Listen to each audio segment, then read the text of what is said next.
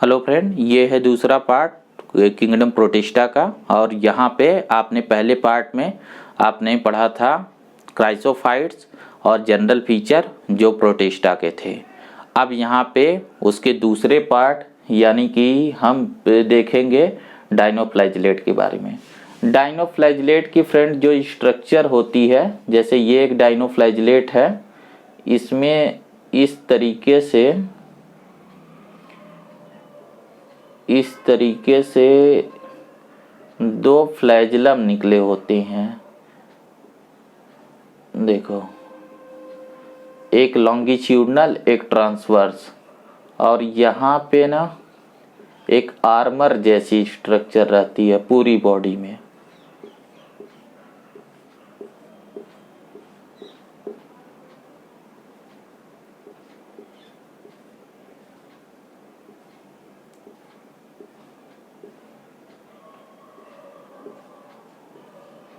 तो इनका जो नेम है मेनली दिया गया है डायनोफ्लैजिलेट, ये दो फ्लैजलम की वजह से है। एक फ्लैजलम ये जा रहा है फ्रेंड, और एक फ्लैजलम ये है, ठीक है।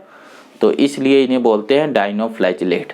अब इसमें क्या क्या टर्म आपको मेन याद रखना, देखिए बिल्कुल उसी लाइन पे। सबसे पहले आपको इनका हैबिटेट दिया गया, मोस्टली मरीन। मोस्टली वर्ड लिख दिया गया ना, कुछ फ्रेश वाटर स्पीसीज हो सकती हैं, लेकिन मोस्टली मरीन है। जब आपसे जनरल पूछा जाएगा, जोर नहीं दिया जाएगा, तो आप मरीन ही टिक करेंगे, ठीक है। लेकिन ऐसा नहीं कि एक भी मेंबर इनका फ्रेश वाटर नहीं है। और फोटोसिंथेटिक है, हमने रखा ही फोटोसिंथेटिक में, ठीक है। नेक्स्ट आपको मेंशन किया गया है कि इनके डिफरेंट कलर हैं। जैसे देखिए, उसमें कलर वेरिएशन नहीं था क्राइसोफाइट्स में, वो गोल्डन ब्राउन थे, तो आपको कलर नहीं बताया गया। यहाँ कलर वेरिएशन है तो कलर मेंशन है, और आपको याद रखना है येलो, ग्रीन, ब्राउन, ब्लू और red, depending on the pigment in the cell. अब कौन सा पिगमेंट होता है वो याद करने की जरूरत नहीं है, पहले पुराने सिलेबस में ये होता था, अब जरूरत नहीं है, ठीक है। जितना जरूरत है उतना याद करो। आगे आपको मेंशन किया गया कि इनकी सेल वॉल जो है सेलुलोजिक प्लेट से बना होता है आउटर सरफेस पे। ये जो मैंने बोला ना, ये आर्मर जैसा, तो ये सेलुलोजिक प्लेट है। जैसे उसमें सिलिका है तो यहाँ सिलिका नहीं है। दो फ्लैजलम है, एक लॉन्गिट्यूडनल है, एक ट्रांसवर्स है, ठीक है। यहाँ एक चीज आपको याद रखनी है जो अक्सर पूछा जाता है, रेड डायनोफ्लैजिलेट, जिसका एक एग्जांपल है गोनीलॉक्स, ठीक है। तो ये जो है, इसमें जब कभी बहुत ज़्यादा ग्रोथ होती है तो ओशियंस में एक रेड टाइड आ जाता है, पूरा पानी एकदम लाल हो जाता है, और ये एक टॉक्सिन्स रिलीज करते हैं। उस टॉक्सिन की वजह से कई सारे मरीन एनिमल की डेथ हो जाती है। ये इसका इकोनॉमिक स्पेशल फीचर है, ठीक है। तो इतना जानना था। अब देखिए यूग्लिना में आइए, यूग्लिनॉइड्स में आते हैं। मैं एक आपको डायग्राम भी दिखा देता हूँ, देखिए।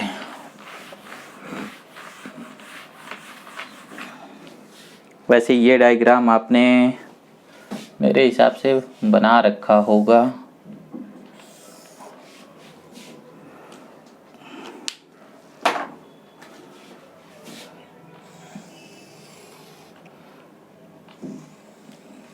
यूग्लिना की शेप ना स्लीपर की तरह होती है, जो आप स्लीपर पहनते हैं, इसीलिए इसे स्लीपर एनिमल्स भी बोलते हैं।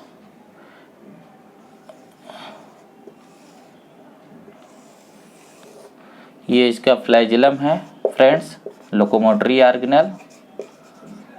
इसकी ये जो मेम्ब्रेन है, इसको पेलिकल बोलते हैं। ये एक प्रोटीन की स्ट्रक्चर होती है, ये सेल वॉल नहीं है। इसमें एक वेल डिफाइंड न्यूक्लियस होता है, और कई सारे स्ट्रक्चर होते हैं जिनमें पिगमेंट ऐसे होते हैं। इन स्ट्रक्चर्स को बोलते हैं हम क्रोमैटोफोर। इसके अलावा माइटोकॉन्ड्रिया वगैरह होगी।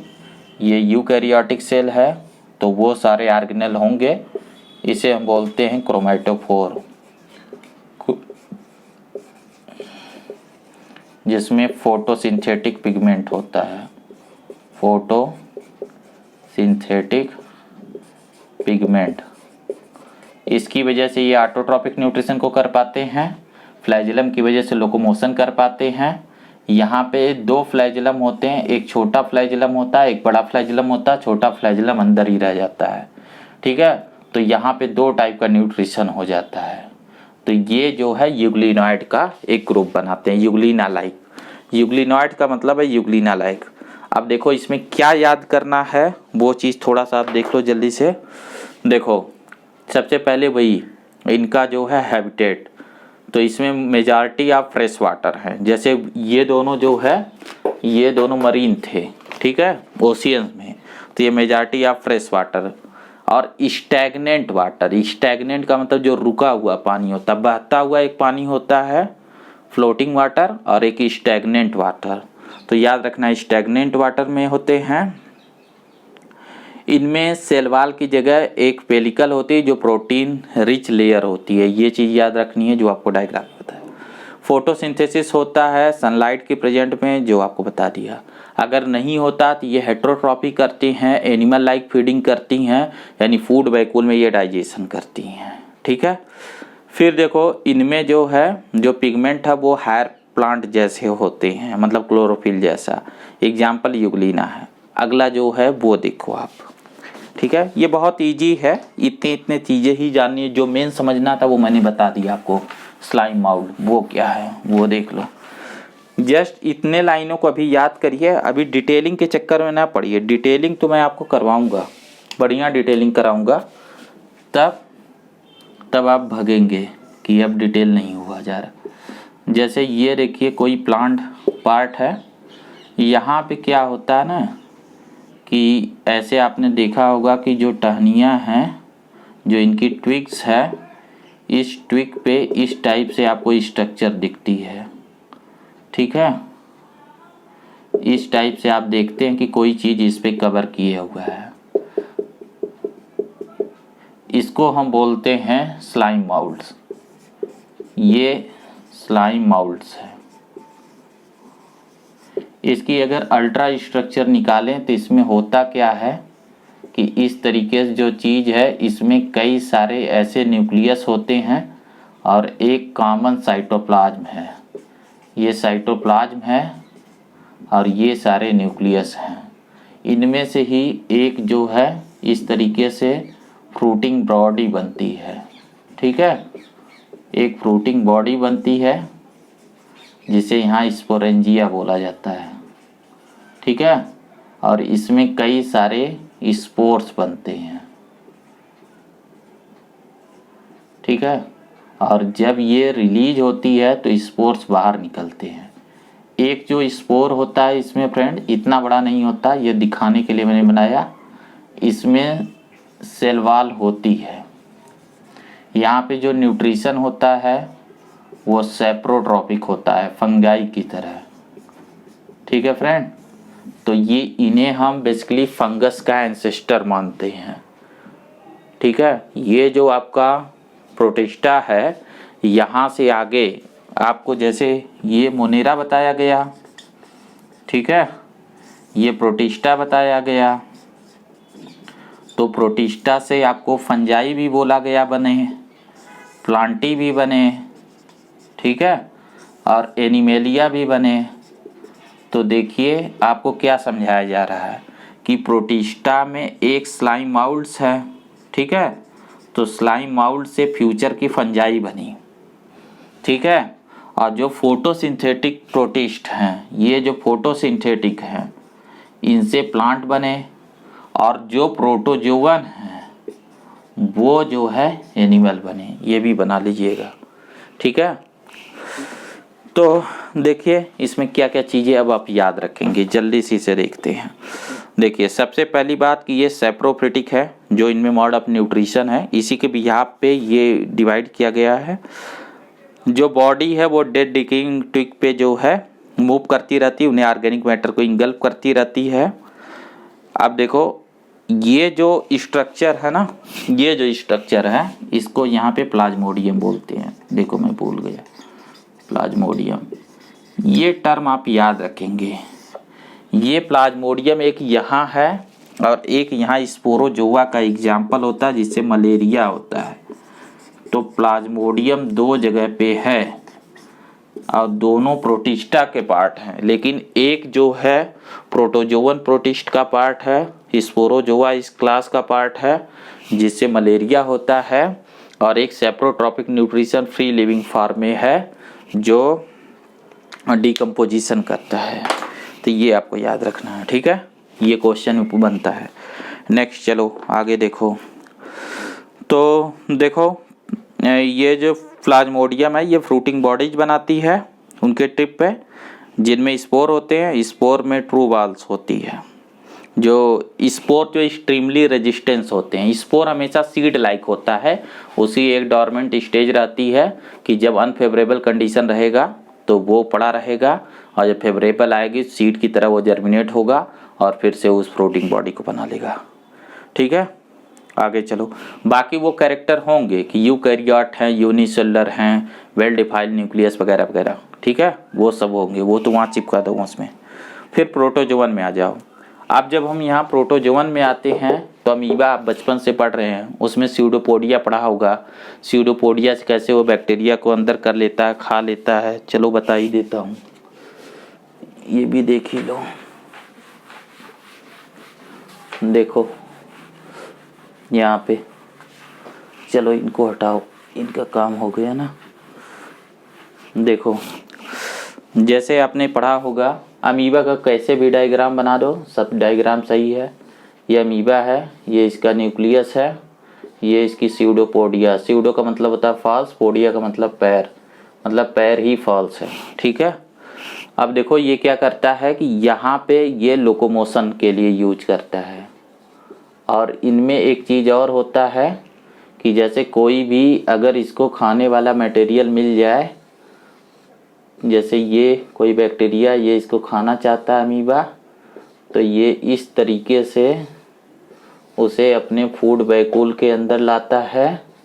ये बैक्टीरिया है और ये न्यूक्लियस है, और इसे डाइजेस्ट करके एब्जॉर्ब कर लेता है। तो आपको बताया था अगर इनसाइड बॉडी कैविटी डाइजेशन हो तो उसे होलोट्रॉपिक एनिमल लाइक डाइजेशन बोलते हैं। तो ये सारा फीचर है अमीबाइड का, तो वही चीज़ देख लो यहाँ लिखा होगा। देखो प्रोटोजोवन में क्या मेंशन है कि सारे प्रोटोजोवन हेट्रोट्रॉप है। आपको न्यूट्रिशन में बताया था हेट्रोट्रॉप। हेट्रोट्रॉप में बेसिकली हम सेप्रोट्रॉप को रखते हैं, तो सेप्रोट्रॉप नहीं है बल्कि होलोट्रॉप है। ठीक है, and live as the predator और पैरासाइट। तो दो तरीके से होता है, फ्री लिविंग, वो दूसरे को खाएगा, है ना, आपको बताया था ना कि किसी लिविंग पे बेस रहेगा। तो जो लिविंग को दूसरे को खाता वो प्रीडेटर है, या फिर पैरासाइट है, किसी हॉस्ट से जिंदगी जीने का तरीका है। तो इन्हें एनिमल का एंसेस्टर मानते हैं, जैसा यहाँ आपको समझाया। ठीक है, इस डायग्राम को रिफर करो। ठीक है, नेक्स्ट देखो अमीबाइड प्रोटोजोवन। तो इसमें देखो सबसे पहले वही चीज़ आएगी, कहाँ रहते हैं, तो फ्रेश वाटर में, सी वाटर में और मॉइस्ट सॉइल में। इनमें बेसिकली ये जो मूव करते हैं स्यूडोपोडिया के थ्रू। ठीक है, इसी से इनका नेम है। मरीन फार्म में सिलिका भी पाई जाती है सरफेस पे। इनमें एक पैरासिटिक फार्म है एंट अमीबा, ये आपको याद रखना है। एंट अमीबा हिस्टोलिट का 12th में आएंगे, इससे हमें होता है डिसेंट्री। ठीक है, और एक चीज़ होता है जो आपका ये गम्स है, इसमें जिंजीवा, एंट अमीबा जिंजावेलिस, इससे होती है हमें पायरिया। वो आपको 12th में पढ़ना है। आपको बस इतना जानना है एंट अमीबा जो जीनस है वो जो है आपको पैरासिटिक फार्म, उससे डिजीज होती है। अगला देखो फ्लैजिलेटेड, जिनमें फ्लैजिला के थ्रू लोकोमोशन होगा। तो इस ग्रुप के जो मेंबर हैं ये भी फ्री लिविंग है या पैरासिटिक है। एक बात तो आप जान ही लो, कोई भी ऐसा मेंबर, कोई भी ऐसा टैक्सान नहीं है जो जिसके सारे के सारे जो है पैरासिटिक हों। कोई न कोई उसका फ्री लिविंग जरूर रहेगा, ये आप याद कर लो, बताऊंगा क्यों। इनमें फ्लैजिला है लोकोमोशन के लिए। जो पैरासिटिक है उसमें एक आपको मेंशन है ट्रिपैनोसोमा, जिससे हमें होता है स्लीपिंग सिकनेस, ये याद कर लो, ये पूछा जाएगा। फिर सिलिएटेड प्रोटोजोवन है जिनमें सीलिया के थ्रू होता है। मोस्ट एडवांस आपको बताया था मैंने। यहाँ पे देखो इनमें जो डाइजेशन होता है फूड वैक्यूल में ना होके उसके लिए कैविटी होती है, उसे बोलते हैं गलेट। ठीक है, आप एक काम करेंगे कि जहाँ आपके बुक में इसका पैरामीशियम का डायग्राम दिया होगा उस डायग्राम को ड्रॉ करेंगे, आप बात को समझ जाएंगे, और ये जरूर करेंगे। ठीक है, बाकी सीलिया के थ्रू इनमें जो है लोकोमोशन होता है। फिर स्पोरोजोवन पे आ जाओ। स्पोरोजोवन एक इन्फेक्शियस, इसमें स्पोर लाइक स्टेज होती है, इनमें कोई लोकोमोटरी ऑर्गेनेल नहीं होता है। प्लाज्मोडियम इसका एग्जाम्पल है, जिससे मलेरिया होता है। प्लाज्मोडियम मॉस्किटो के अंदर होता है, मच्छर से मलेरिया नहीं होता। मच्छर के जो मॉस्किटो है वो खुद इन्फेक्टेड होता है प्लाज्मोडियम से, और जब मच्छर हमें काटता है तो प्लाज्मोडियम हमारी बॉडी में चला आता है, और मलेरिया की वजह मॉस्किटो नहीं, मॉस्किटो बाइट से आने वाला प्लाज्मोडियम है जो प्रोटोजोअन्स है, ठीक है। तो उससे एक डिजीज होती है जिसे हम बोलते हैं मलेरिया। तो ये फ्रेंड्स आपका था ये टॉपिक, मतलब प्रोटिस्टा, जिसे मैंने कवर किया line by line, word by word, जितना चीज़ें आपसे पूछी जा सकती थी, और वो सारे वर्ड, वो सारे हेडिंग्स, इम्पॉर्टेंट टर्म, वो भी मैंने बता दिया जो आपसे क्वेश्चन में पूछा जाएगा। अगली जो टॉपिक पढ़ेंगे वो फंजाई। देखिए आपको धीरे धीरे वो सिलेबस को बढ़ा रहे हैं, बुक लिखने वाले ना बड़े बहुत विजिटम वाले लोग हैं। मोनेरन का सिलेबस काफ़ी छोटा था, प्रोटिस्टा उससे बड़ा है, थोड़ा आप और झेलने लायक हो जाओ, धीरे धीरे आप पे लोड डाल रहे हैं, और फंजाई उनसे भी बड़ा होगा। तो फ्रेंड्स मैं चाहता हूं कि आप जो है अगर आपको चैनल अच्छा लग रहा है तो आप जाहिर सी बात है कि आप इसे सब्सक्राइब करेंगे, और फ्रेंड्स के बीच जो है शेयर करेंगे, और अपने फीडबैक मुझे दीजिए कि आपको क्या समझ में आ रहा है, क्या प्रॉब्लम आ रही है, आप क्या इसमें और चाहते हैं, ठीक है। खास करके मुझे वीडियो की लेंथ से रिलेटेड चाहिए कि क्या इतनी लेंथ आप झेल पा रहे हैं कि नहीं। वैसे मैं कोशिश कर रहा हूँ इसे फास्ट बनाने की, क्लासेज में तो मैं इससे भी थोड़ा आराम से पढ़ाता हूँ, ठीक है। तो यहाँ पे कंटेंट ज़्यादा होने की वजह से इसे मुझे थोड़ा बड़ा करना पड़ रहा है। तो friend thank you very much for this lecture, और जैसा मैंने कहा कि इसे जो है आप अपनी कमेंट दीजिए, मैं उसका वेट करूँगा। Thank you.